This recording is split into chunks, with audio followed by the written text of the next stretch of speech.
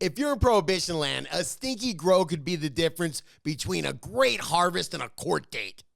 If you're in a legal state, it just could be the difference between being a good neighbor and a bad neighbor. Either way, let's talk about how to stop the stink in your grow. But before we do, this video is sponsored by Real Growers Recharge. If you want to grow strong, healthy plants, check out Real Growers Recharge.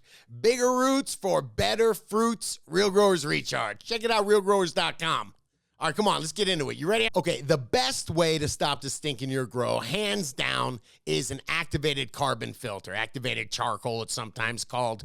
And these work. They've got this charcoal or carbon in there. It's porous. It's extraordinarily porous. They use this activation process with steam, and they give it so it's got all this surface area. And then what the idea is, you just pump air through. You're circulating air through all that carbon, and by the time it finds its way out, it has stuck to something. Just like when you have an odor particle, it's sticking to your inside of your nose. That's how you're sensing it. Well, you want this, it's called adsorption. Absorption is when like a paper towel, it goes into the whole thing. Adsorption is when something just sticks to the surface. So the idea with all this activated carbon, it's got tons of surface area, miles and miles of surface area. So as that odor particle, or as that air is pushing the odor particle through there, it gets stuck. Okay, and these are like the filters that I see people put on the inside of their tin. It looks kind of like a jet engine. It's like a circular. Yeah. Okay. Yeah, it's just a canister, and it's got a bunch of pores inside it. And the idea is you're supposed to suck air through it. Mm-hmm. And like I said, the air gets caught up in those, all those different channels. Okay, so the odor molecules, instead of just being released into the atmosphere, they get sucked into the carbon filter and they get stuck in there. Right, exactly right. And the air comes out the other end. Yeah.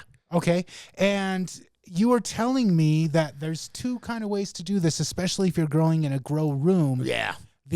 What is it, scrubbing versus exhaust? Can you kind of explain the difference? Yeah, scrubbing is just you leave your air filter on all the time. If you've got an extremely stinky situation or maybe a really high-risk situation, you can throw an air scrubber in there. And don't forget, smells happen by those molecules volatilizing off of the plants. Heat, the heat was a big culprit from it, but they'll volatilize off. So once they're in the air, they can either go out your air ducts, or you can get pushed through, whatever crevices you have in your grow room, or they can be continually circulated. The air can be continually circulated. I think they call it cycling the air. Yeah. And by doing that over and over again, any odor molecules that are evaporating are caught up in that filter. It's constantly working.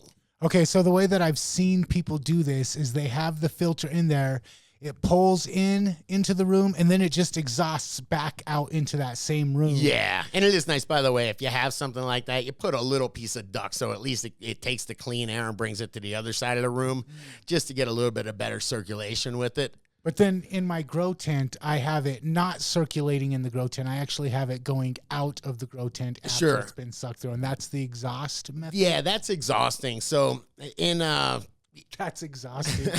It's exhausting, all right? Now, in a grow tent, it's theoretically a sealed environment. So the only way that the air is going to get out is when it's exhausted. So like I said, I got air quotes around theoretically. So it shouldn't smell, because it's every time that you've got air exhausting that it's being scrubbed. Gotcha. Okay. And then I was looking into different carbon filters. Yeah. And one of the things that I was coming across was that they need to be replaced. You can't just use the same filter over and over and over again.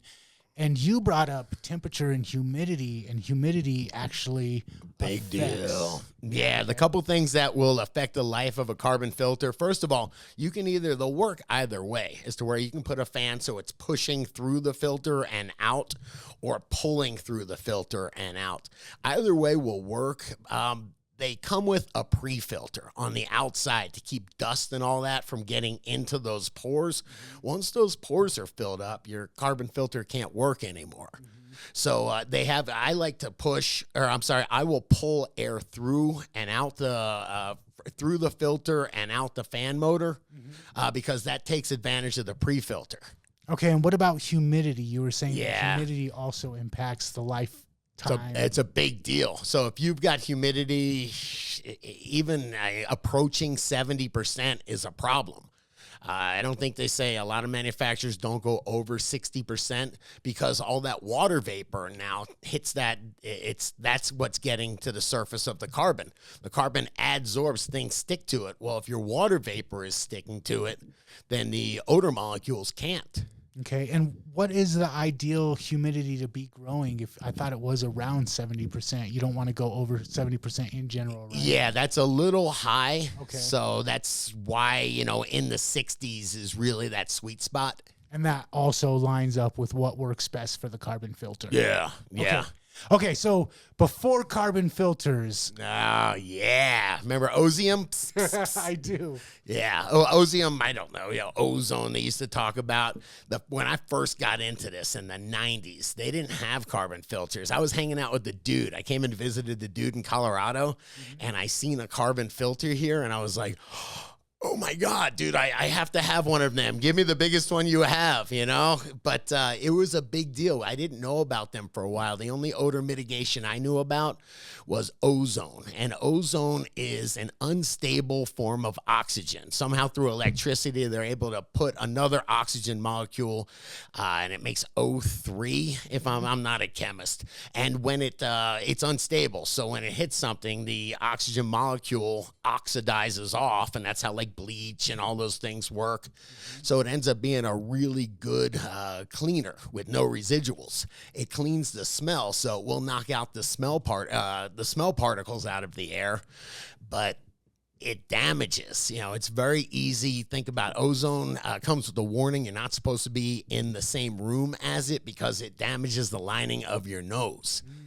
It will also damage the trichomes, man. It will definitely do damage to the plants, man. It's an oxidizer. So if you have this oxidizer raining down on the, in the air or on the plants, you let me know, guys, but from what I believe, that ozone destroys terpenes. Okay, so if you know better, let us know in the comments, Yeah. but I think that you're correct, Scott. Okay, thank you. It's about as good as you can get on the internet, right? Think I'm right. So short version, use an activated carbon filter. They are absolutely amazing for mitigating odor. Do not use a ozone generator. Very passe, old stuff. But what other tips? Do you all have some tips for odor mitigation? I would love to know. I'm sure I've missed a bunch, so let me know in the comments. And High C just showed me that we just passed 6,000 subscribers. That is absolutely awesome. So please keep those comments coming, like, subscribe. Help me get to 7,000. And if you dug this video, check these other couple out right over here. I hope you like them too.